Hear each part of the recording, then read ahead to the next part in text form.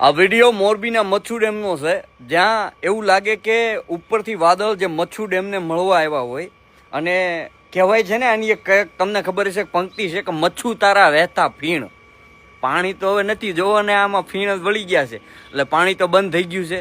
અને ચાલુ આ કોના કારણે થયું છે હવે એ આપને ત્યાંના ધારાસભ્ય જણાવશે, કાંતિભાઈ અમૃતિયા, જે ખૂબ જ મોરો દે છે બધાને, બરાબર છે.